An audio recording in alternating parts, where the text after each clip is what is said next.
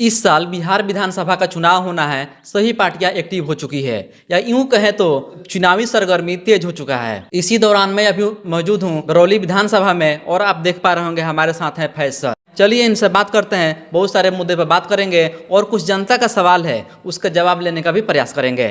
जी, सबसे पहले स्वागत है सर आपका। बहुत बहुत शुक्रिया आपका और आपके चैनल के तमाम दर्शकों का। आज आप आए मेरा इंटरव्यू करने, इसके लिए आपका बहुत बहुत धन्यवाद। और आपके चैनल के माध्यम से अपने विधानसभा क्षेत्र की सम्मानित जनता को बहुत प्रणाम, आदाब, सलाम। जैसे कि देखा जा रहा है कि आपके पार्टी का लगातार ग्राफ बढ़ रहा है और जो लोग जुड़ चुके हैं और कुछ लोग जुड़ रहे हैं तो वो अभी तक सिंबल का इंतजार कर रहे हैं, तो इस पे क्या कहिएगा? देखिए, अभी तक सिंबल की जो बात आप कह रहे हैं, तो हम लोगों ने चुनाव आयोग को फर्स्ट प्रायोरिटी में जो हमने मांगा था चुनाव आयोग से, वो सिंबल हम लोगों को मिल चुका है।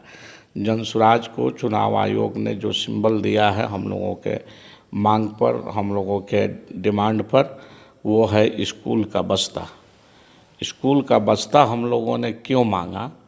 इसलिए कि अभी देश का सबसे पिछड़ा और सबसे गरीब प्रदेश अगर कोई है तो वो बिहार, और इस बिहार को गरीबी से, पिछड़ेपन से निकालने का मात्र एक ही रास्ता है, वो है शिक्षा।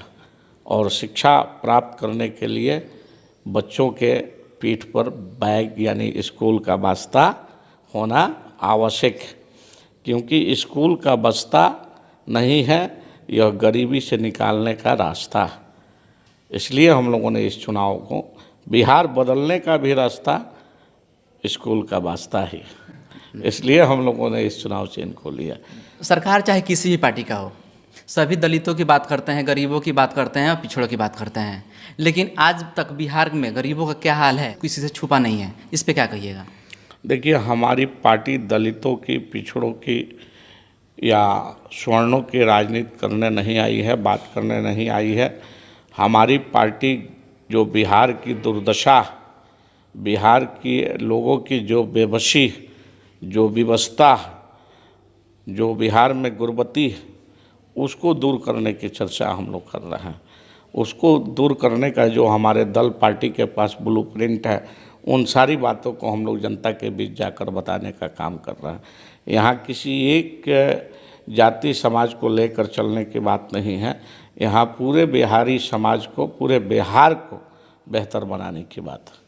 सर, मेरा मानना है कि अगर किसी राज्य में प्राइवेट स्कूल सही से चल रहे हैं तो उस राज्य का शिक्षा व्यवस्था लचर है, और प्राइवेट हॉस्पिटल अच्छा से चल रहा है तो वहाँ का स्वास्थ्य व्यवस्था लचर है। इस पे क्या कहिएगा? देखिए, जहाँ भी गवर्नमेंट अपने काम को करने में फेलियर हो जाती है, वहाँ निजी क्षेत्र के लोग जो है उस काम को अपने हाथ में लेके बेहतर करने का काम करते हैं।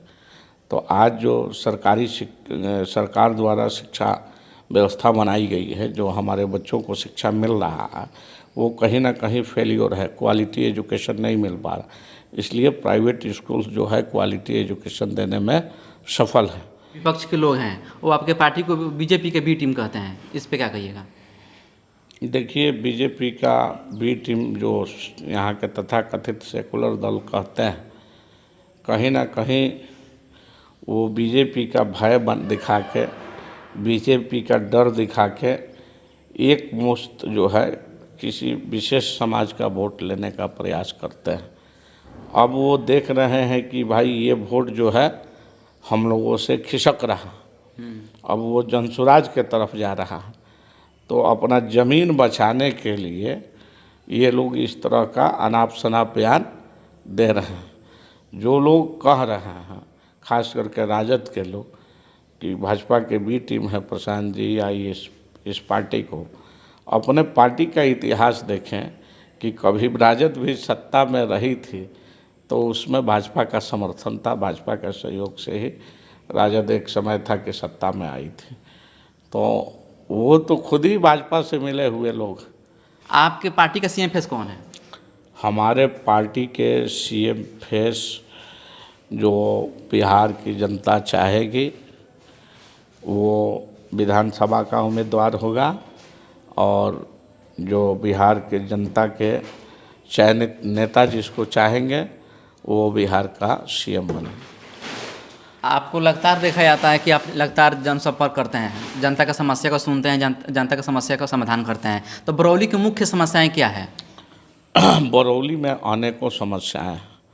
जिन लोगों ने अभी तक बरौली के सत्ता पर अपने आप को विधायक के रूप में समझा है, बैठा के रखा है, किसी भी बड़ी बुनियादी समस्या को उन लोगों ने ठीक करने का काम नहीं किया, चाहे वो किसी पार्टी दल के एमएलए हो।